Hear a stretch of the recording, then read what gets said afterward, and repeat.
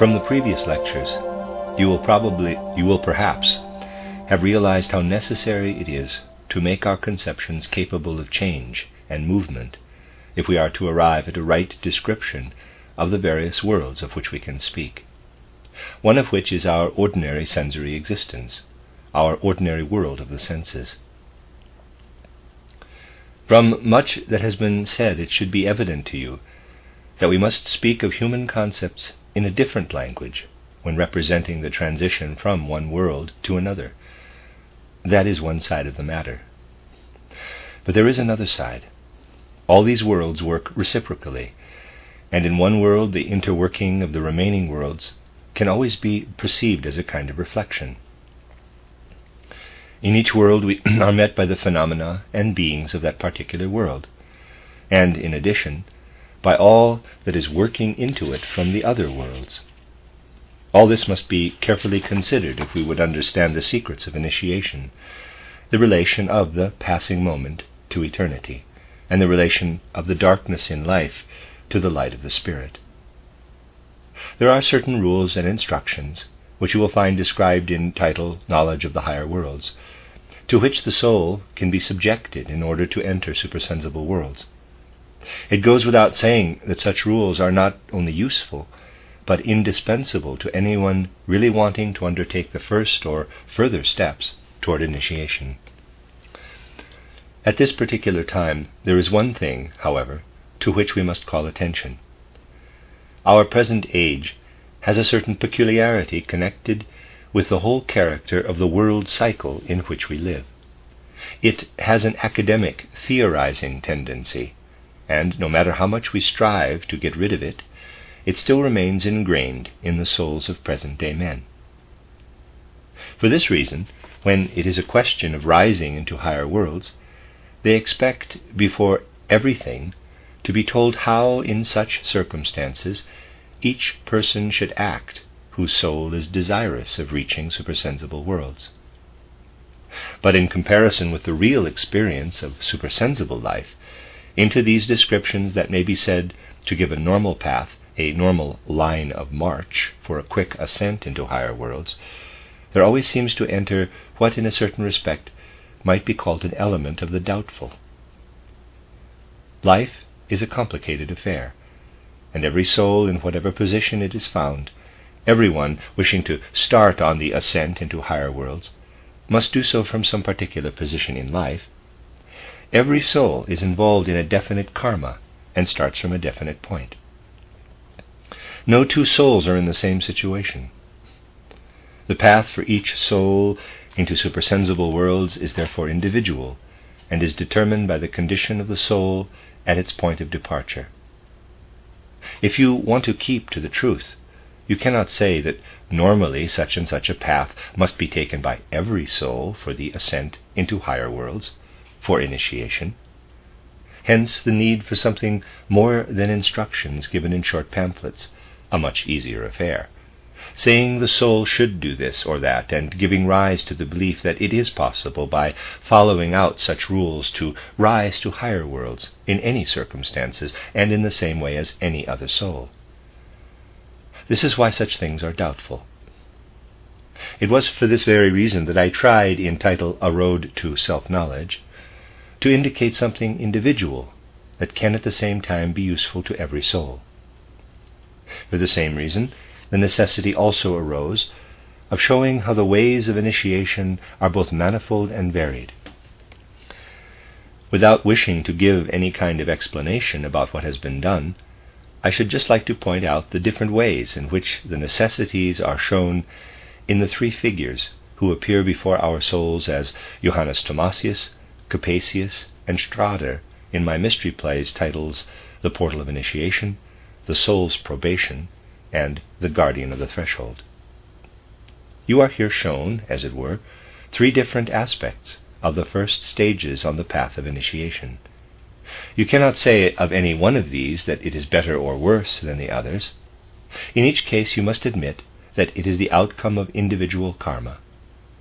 It can only be said that a soul, such as Johannes or Capasius, must necessarily follow the paths we have tried to indicate, not theoretically or pedantically, but in the actual dramatic figures. It will become increasingly necessary to lead people away from the belief that a few rules will suffice in these matters, increasingly necessary in precisely these spiritual spheres to point the way from the academic to living figures. Because the connections of the worlds are so manifold, the ways of individuals must be manifold too. But when one first begins seriously to observe certain individualities or beings of the higher worlds, and to verify what part they have in man, then especially must we feel the need, instead of giving mere definitions of them, to show these figures livingly and in their multiplicity. In our time it is particularly important for those who strive for spiritual knowledge to observe in all their manifold and variable nature such figures as Lucifer and Ahriman, whom we shall always encounter on the path of initiation. It will then be apparent how remarkable are the connections and links between one world and another. There are many signs today of how gradually understanding can be aroused of this interplay of one world with another. I should like to start from the obvious, even though it is not sufficiently appreciated that it is. In our time, in the widest circles, there is a strong impulse to get to know the order of nature, the laws of nature, that work through everything, including all the living things that meet us in the world of the senses. There is a tendency to ignore any knowledge coming from other worlds about man and world existence, and simply to build a whole world conception out of the one world. This it is that gives the more or less monistic or materialistic stamp to our present world conception. Now one may say that against this endeavor, other strivings have made themselves felt today as a kind of wholesome check. Within the world in which we live, these endeavors seek such phenomena as are governed by laws different from those of the natural world, and in all their manifoldness are felt by the materialistic mind to be inconsistent with the order of nature. We should certainly pay heed to all that is done in a serious and scientific way in this field. In this contemporary confrontation of purely materialistic research with another research, which, although little noticed and by using the same methods as ordinary research, seeks other connections in our sensory existence than this existence itself offers, in all this we may indeed look for quite different worlds, with different laws of being playing into this other research. In this respect it is most desirable, particularly for anthroposophists, to give heed to all that is being done in this direction, by extending the methods of science to the interplay of supersensible worlds into our physical existence. I have already pointed this out to smaller circles. Today I shall do so for this larger one. In the first part of his book titled The Mystery of Man, a book I should like especially to recommend to you, our friend Ludwig Deinhardt has undertaken the commendable task of giving lucid classification and description of everything that in our age can be investigated by means of the scientific methods recognized today about the interplay of a supersensible world into the world that is accessible to us all. These scientific methods are indeed still being applied with prejudice. This lucid classification has been a worthy task. It can be a lesson to anyone interested in seeing how, simply by taking the facts and following them up, we can find that the supersensible actually springs forth from the life of the senses. So this book, The Mystery of Man by Ludwig Deinhardt, which has appeared recently, has an important task, and I take this opportunity of bringing it to your notice. This interplay of other worlds into the sensory world creates something within it that is really repeated and appears in all worlds. This makes it, however, particularly necessary that we should not form pedantic, rigid, or one-sided dogmas or opinions that this or that is so, that Lucifer is like this, Ahriman like that, that one must shun the Luciferic, the Ahrimanic, and so on. Our considerations yesterday followed this theme. Let us assume that someone who has taken the first steps on the path of initiation, because his soul life has become clairvoyant by his own efforts to open the eyes of his soul, meets the figure in supersensible worlds whom we call Lucifer. How did we describe this being yesterday? He comes before the soul as a being forever striving to make the eternal, which otherwise is in constant movement and change, into the stable, temporal, and momentary, so that as something individual it can rejoice in its power to grow individually great. If as a soul you meet Lucifer in supersensible worlds, he then appears there as the great light-bearer who leads, really leads, to bringing down into sensory existence all the treasures that pertain to real being in the spiritual world, and to the creation of its reflection and revelation in the world of the senses. If you follow Lucifer in this striving of his in supersensible worlds, then you are working for the fulfillment of the primordial task of the universe, that is, to reveal the unrevealed, to commit to the moment all that is eternal, and to make it possible that all that flows away into limitless eternity should be held fast in the inward greatness of the individual moment. Now a desire exists in every human soul as an echo from the spiritual worlds, to bring to fulfillment this striving to make manifest the unrevealed, to fix the eternal in the passing moment. Hence it is that when man enters supersensible worlds, either by way of initiation or by death, it is really Lucifer who acts as his light-bearer. The dangers to which man is exposed when face to face with Lucifer in higher worlds are really only present when man takes with him into these worlds too great a measure of what in sensory existence constitutes his right relation to Lucifer. Lucifer is only dangerous for man's life in higher worlds if he takes with him too much of the nature and essential being of physical man.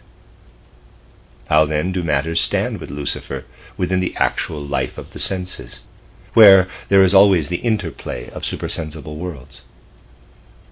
In the historical course of man during sensory existence, and in his evolution, we have to do above all with the interplay of the higher worlds, which send active impulses into physical life, so that one thing may take place after another, in the way things are played out during the whole earth existence in the history of mankind.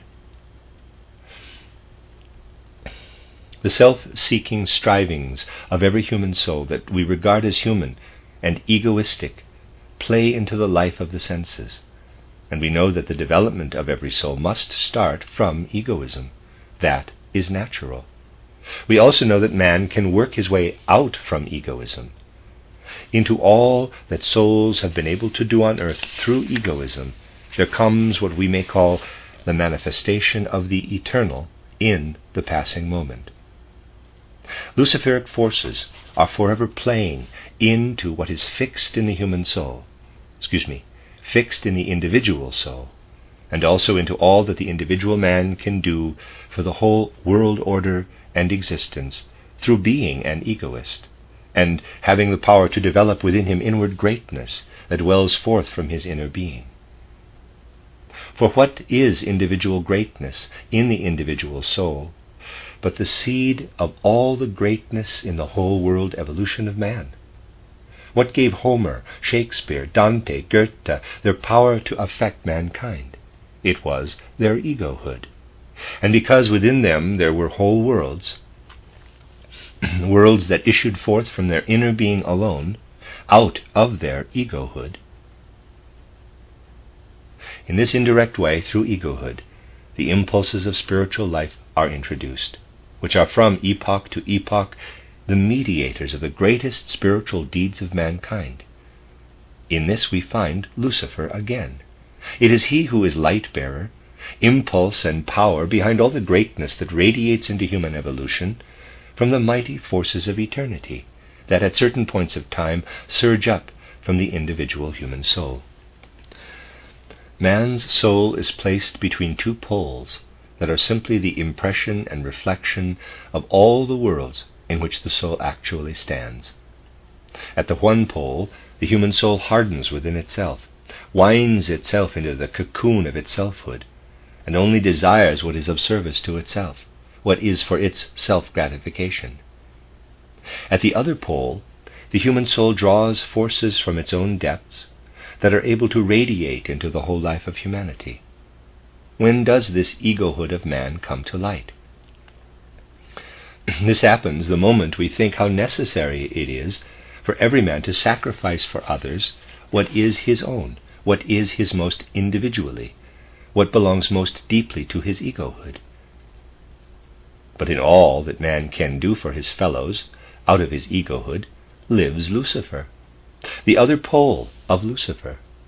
In all that man can thus achieve for humanity under the influence of the light-bearer lies a reflection of what Lucifer really is in higher worlds, a reflection of his creative activity, which is the revealing of the unrevealed. Can we then say that Lucifer is evil, or can we say that Lucifer is good? One can only say that if a man maintains that Lucifer is evil and that we must flee from him. Then it must also be said that we must avoid fire, because in certain circumstances it destroys life. On the path of initiation we find that the words good and evil cannot be used in this way for the description of any being of the supersensible world order. Fire is good when it acts in good conditions, evil when it works in evil ones. In itself it is neither the one nor the other. So it is with Lucifer. He exercises a good influence on man's soul when he becomes the instigator of man's sacrifice on the altar of human evolution of all that is most individual in his soul. Lucifer becomes an evil being, rather what he does becomes evil, when he arouses impulses leading only to self-gratification in the human soul. Thus, once our attention has been drawn to these beings, we have to follow up the effect their deeds have in the world. The acts of supersensible beings can be described as good or bad, the beings themselves never. Just imagine that somewhere on some island or other there were a human race holding the opinion that in all circumstances one must protect oneself from Lucifer, and that he has to be kept at the greatest possible distance. That would not prove that the men of this island had better knowledge of Lucifer than anyone else, but simply by virtue of their particular qualities, that these men were only able to convert into evil what Lucifer could give them. The views about Lucifer held by the people of this island would only be characteristic of the people, not of Lucifer. I will not say whether or not this island exists. You can look for it yourselves in the evolution of the world. We must seek the attributes of Lucifer in the being Lucifer, whom we meet in the supersensible world. The manner of his working has to be sought in how his powers take on different qualities, when, for instance, they work on such an island, and their effects actively ray out on such an island. And the Ahrimanic, what is that? When we meet Ahriman in the supersensible world, we find his particular attributes are quite different from those of Lucifer. To come into relation with Lucifer in the supersensible world, we really only need to purify and cleanse ourselves from all the dross of faulty egohood and the egoism of sensory existence. For that, Lucifer will make us a good guide in the actual supersensible world, and we shall not easily become his prey. But with Ahriman it is different. His is another task in world evolution. While Lucifer reveals all that is hidden, Ahriman's task for the world of the senses can be described by saying that where our world of the senses is, where it becomes visible, there is Ahriman, but he permeates it invisibly, supersensibly. How does Ahriman help us? He helps us considerably in the physical world. He helps every soul. Indeed, he helps every soul to carry into higher worlds as much as possible from the world of the senses, of what is played out only there, because the world of the senses exists for some purpose and is not merely Maya. It exists as the stage for events that beings may experience, and what is thus enacted and experienced must be born up into supersensible worlds. The power to carry into eternity what is of value in sensory existence is the power that belongs to Ahriman. To give the passing moment back to eternity, that is in Ahriman's power. For the individual soul, in relation to Ahriman, however, something quite different comes into consideration. What men experience, primarily in sensory existence, is of infinite value to them, and I hardly think I shall meet with much opposition if I say that the enthusiasm and the inclination carefully to preserve what we experience in sensory existence, and to save it up as far as possible for eternity, is generally much greater than the other tendency, namely to bring down into the world of the senses all that we can from the hidden spiritual worlds. Man loves the world of the senses quite naturally and comprehensibly, and would like to take as much as possible of it with him into spiritual existence. Certain religious faiths, in order to comfort their adherents, tell them that they can quite well take with them into spiritual life all that is in sensory existence. No doubt they say it because they unconsciously realize how much man loves what is his in physical existence.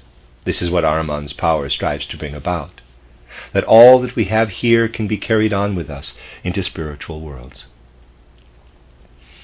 This inclination and desire to carry up the physical into the superphysical is both strong and forceful in the soul.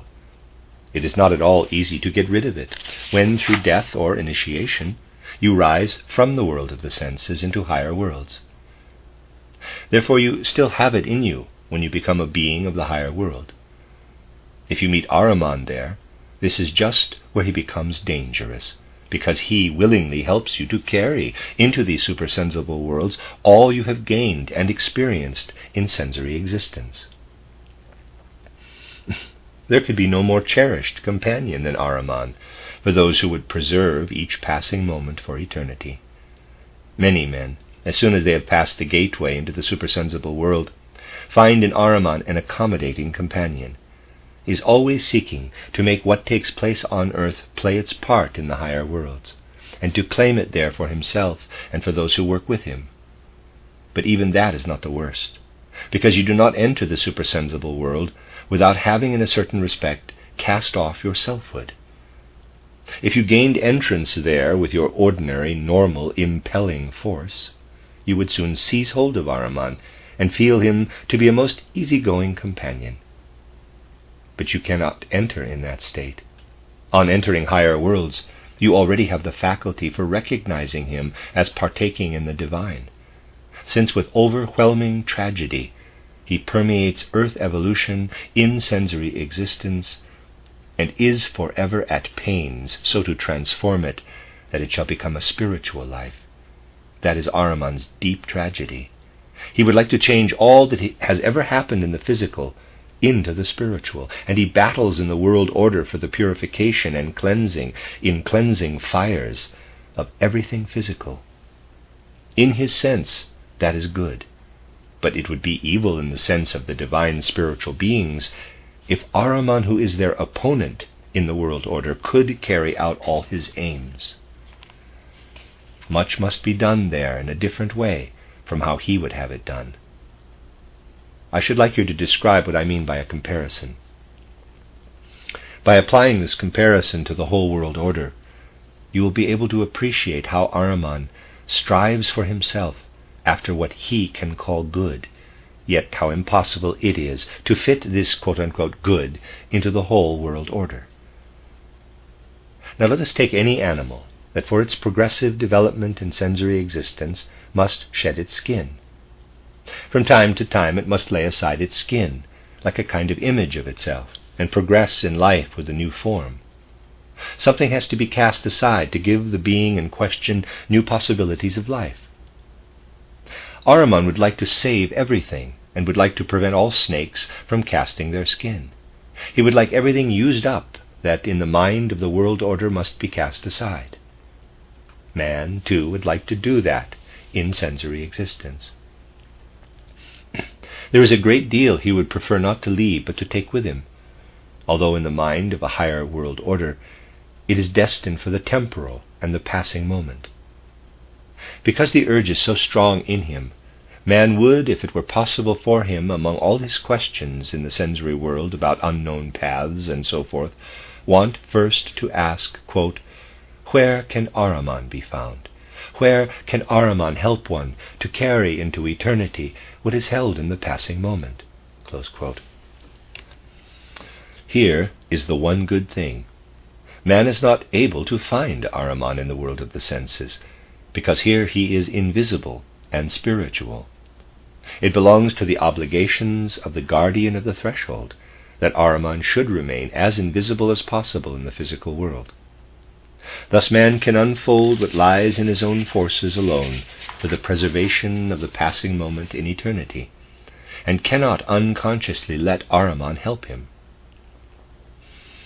Here again, good and evil play into man's physical life as two poles. Man as a soul passes through human evolution, in which one task is good, genuine, and true. That is, to carry out of the sensory world all that has eternal value, and to make it part of the eternal kingdom. This is the duty laid upon us, to take the precious treasures of the moment and offer them up on the altar of eternity. When we let Ahriman help us with the real treasures of temporal life, then it is good. But when, at the moment of entering the supersensible world, we come to know Ahriman, until then we cannot see him, and show him the tendency that remains in us to carry out of the sensory world into the supersensible world what has no value, then this has a great deal of value for him. It is worthless, however, for his opponents. Then he can find us to be useful tools to lead what is loved here in sensory existence over into eternity. Because it is thus loved, it takes its place through him in eternity. So once more, we see how what emanates from Ahriman cannot in itself be called either good or bad, but becomes good or bad according to how men place themselves toward it and enter into relation with it. Through this we can realize how easy it is for descriptions to be superficial when answering questions that show so little real thought as, quote, "What is Ahriman like?" Close quote, or, quote, "What is Lucifer like?" Close quote. In the higher worlds, where descriptions of these beings are only possible, there are really no such utterances, no such questions. Thus is man drawn into the labyrinth of life. Both Lucifer and Ahriman are working in this labyrinth, and man has to discover how to take up the right attitude toward them. This necessity for seeking our right relationship to the beings of supersensible worlds is just what gives us the power for self-development. Connections with supersensible worlds are not maintained by striving for a knowledge based on that of the senses, so much as by creating a relationship with spiritual beings in the way we have just described. For this reason, men must go into the darkness of life in which beings work, who can just as well be good as evil, and who can become good or evil in the effects of what they do, according to the way in which we relate ourselves to them. That is what constitutes the darkness of life. Hence the light of life, spiritual light, can only shine into the darkness of life by our acquiring the right relation to and getting to know the several powers of the supersensible world who play into our physical world.